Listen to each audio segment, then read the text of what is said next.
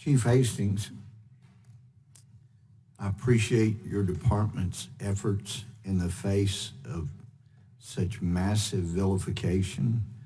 I know a great many of Border Patrolmen, and those men and women are not appreciated. The huge majority are doing a thankless job.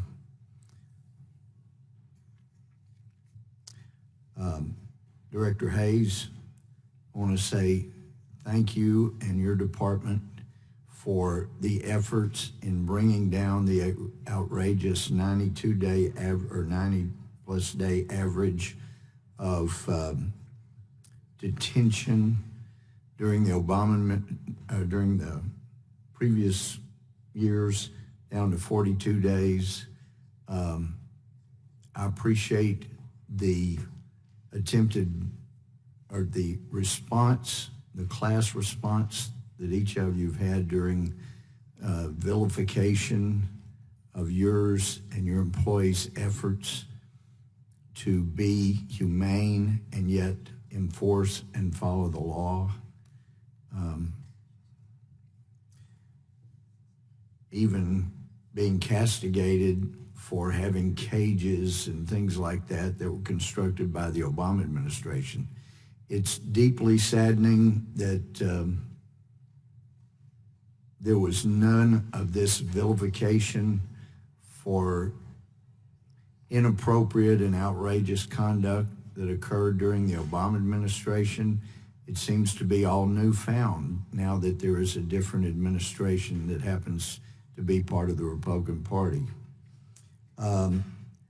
And I just can't help but reflect historically, having served in the United States Army at a time that was very unpleasant to be in the military, when we were often ordered not to wear our uniforms off post because of violence against military members.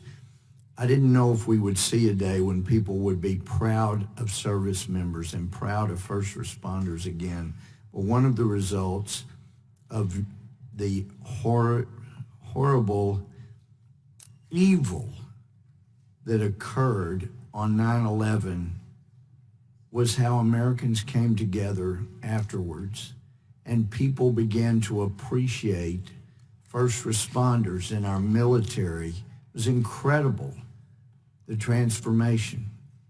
But during the last administration, we saw law enforcement being vilified over and over and over again. And the president himself was immediate to jump on a side before he knew the facts, and he was usually wrong on which side he attempted to defend. And as a result, we have been seeing attacks on law enforcement, attacks on people who are trying simply to do their job, protect the country, protect people, serve and protect as a motto. And it's become outrageous again, what's happening. Chief Hastings, let me ask you, in the emergency bill that's been touted that the majority passed, how much of that money came to your department to help you provide additional and better services? Thank you, sir. So 1.1 billion came to our department. The majority of that is for soft-sided facilities, and for facilities due to the influx that we're seeing. Did that allow you to hire any more people to handle the dramatic increase we've had crossing our border? No, sir.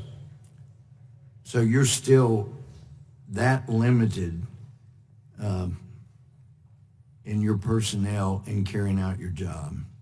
We are seeking assistance in 2020 to begin with a prosecution assistant, basically, that would help us provide some of the support for the detainees that we're seeing, who we currently right now have DHS volunteers and other volunteers from other agencies assisting with now during the surge. What I'm talking about is feeding, caring, transportation, hospital watch, those types of duties. Well, I know the immigration chair referenced that we need to allow the Border Patrol to get back to their primary duty of protecting the border. I've spent so many nights on the border. I don't see your Border Patrol agents protecting the border. They're required not to protect it, but just in process everybody that comes through. I would think protecting would mean you protect the border from people coming in illegally. There is none of that, is there? Our agents are frustrated right now. We have, you've heard before, 40 to 60% of our agents in RGV El Paso and even in Yuma who are doing the humanitarian mission and the care and feeding primarily. And we know that the border security mission is being affected. We know that. Thank you. Time of the gentleman has expired.